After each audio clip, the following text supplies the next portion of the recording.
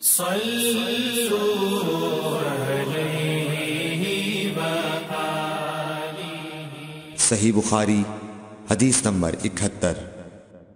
رسول اللہ صلی اللہ علیہ وسلم نے فرمایا، جس شخص کے ساتھ اللہ تعالی بھلائی کا ارادہ کرے اسے دین کی سمجھ عنایت فرما دیتا ہے، اور میں تو محض تقسیم کرنے والا ہوں، دینے والا تو اللہ ہی ہے، اور یہ امت ہمیشہ اللہ کے حکم پر قائم رہے گی، اور جو شخص ان کی مخالفت کرے گا انہیں نقصان نہیں پہنچا سکے گا یہاں تک کہ اللہ کا حکم قیامت آ جائے اور یہ عالم فنا ہو جائے۔ صحیح بخاری حدیث نمبر 72۔ عبداللہ بن عمر رضی اللہ تعالی عنہ کہتے تھے کہ ہم رسول اللہ صلی اللہ علیہ وسلم کی خدمت میں حاضر تھے کہ آپ صلی اللہ علیہ وسلم کے پاس کھجور کا ایک گابھا لایا گیا۔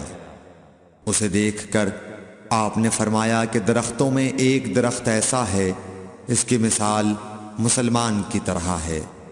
ابن عمر کہتے ہیں کہ یہ سن کر میں نے ارادہ کیا کہ عرض کروں کہ وہ درخت کھجور کا ہے، مگر چونکہ میں سب میں چھوٹا تھا اس لیے خاموش رہا۔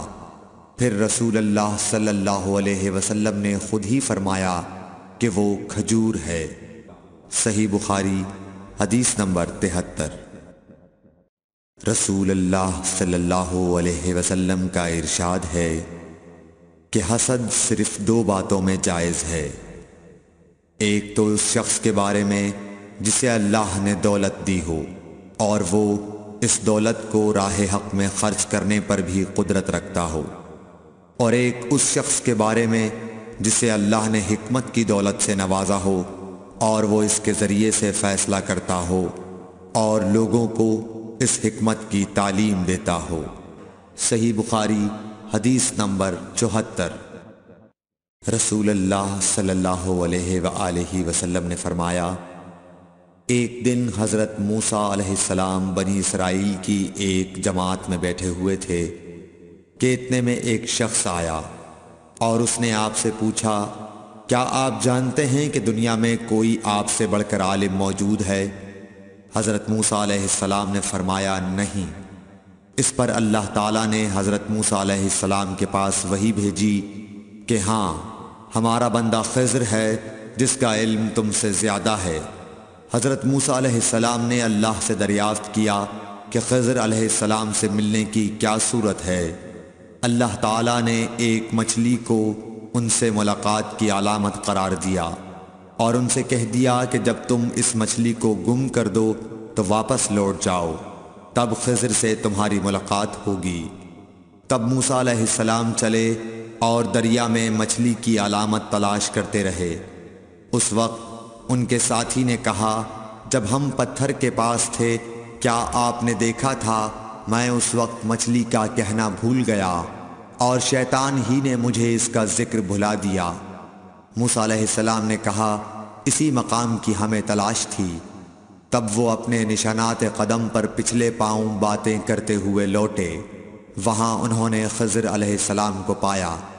پھر ان کا وہی قصہ ہے جو اللہ نے اپنی کتاب قرآن میں بیان کیا ہے۔ صحیح بخاری حدیث نمبر 75۔ حضرت ابن عباس رضی اللہ تعالی عنہ نے فرمایا کہ ایک مرتبہ رسول اللہ صلی اللہ علیہ وآلہ وسلم نے مجھے سینے سے لگا لیا اور دعا دیتے ہوئے فرمایا کہ اے اللہ، اسے علم کتاب قرآن عطا فرمائیو۔ صحیح بخاری حدیث نمبر 76۔ عبداللہ بن عباس رضی اللہ تعالی عنہ نے فرمایا کہ میں ایک مرتبہ گدھی پر سوار ہو کر چلا۔ اس زمانے میں بلوغ کے قریب تھا۔ رسول اللہ صلی اللہ علیہ وسلم منا میں نماز پڑھ رہے تھے اور آپ کے سامنے دیوار کی آڑ نہ تھی، تو میں بعض صفوں کے سامنے سے گزرا اور گدھی کو چھوڑ دیا۔ وہ چرنے لگی، جبکہ میں صف میں شامل ہو گیا، مگر کسی نے مجھے اس بات پر ٹوکا نہیں۔ صحیح بخاری حدیث نمبر 77۔ محمود بن ربی فرماتے ہیں کہ مجھے یاد ہے کہ ایک مرتبہ رسول اللہ صلی اللہ علیہ وسلم نے ایک ڈول سے منہ میں پانی لے کر میرے چہرے پر کلی فرمائی، اور میں اس وقت 5 سال کا تھا۔ صحیح بخاری حدیث نمبر 78۔ حضور اکرم صلی اللہ علیہ وآلہ وسلم نے فرمایا کہ ایک بار حضرت موسیٰ علیہ السلام بنی اسرائیل کی ایک جماعت میں تھے کہ اتنے میں ایک شخص آیا اور کہنے لگا، کیا آپ جانتے ہیں کہ دنیا میں آپ سے بھی بڑھ کر کوئی عالم موجود ہے؟ حضرت موسیٰ علیہ السلام نے فرمایا کہ نہیں۔ تب اللہ تعالیٰ نے حضرت موسیٰ علیہ السلام پر وحی نازل کی کہ ہاں، ہمارا بندہ خضر علم میں تم سے بڑھ کر ہے۔ تو حضرت موسیٰ علیہ السلام نے ان سے ملنے کی راہ دریافت کی۔ اس وقت اللہ تعالیٰ نے ان سے ملاقات کے لیے مچھلی کو نشانی قرار دیا اور ان سے کہہ دیا کہ جب تم مچھلی کو نہ پاؤ تو لوٹ جانا، تم خضر سے ملاقات کر لوگے۔ حضرت موسیٰ علیہ السلام دریا میں مچھلی کے نشان کا انتظار کرتے رہے۔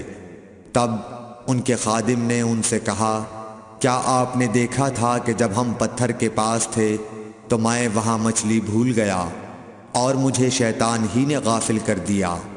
حضرت موسیٰ علیہ السلام نے کہا کہ ہم اسی مقام کے تو متلاشی تھے۔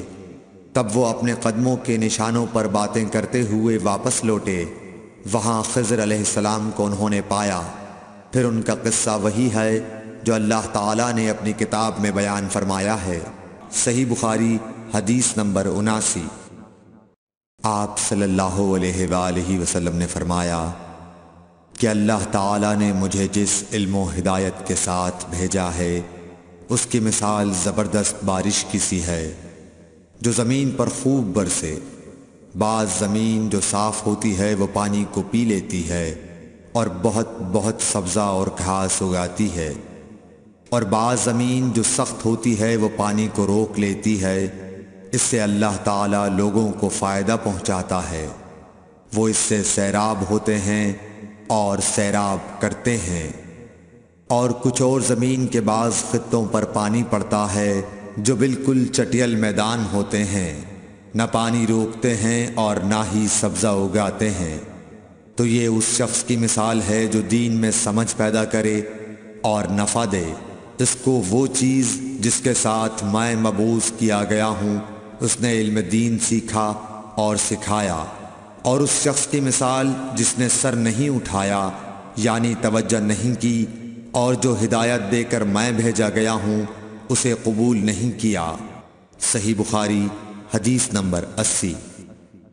رسول اللہ صلی اللہ علیہ وسلم نے فرمایا، علامت قیامت میں سے یہ ہے کہ دینی علم اٹھ جائے گا اور جہل ہی جہل ظاہر ہو جائے گا، اور اعلانیہ شراب پی جائے گی اور زنا پھیل جائے گا۔ Thanks for watching. Don't forget to like, comment, share and subscribe to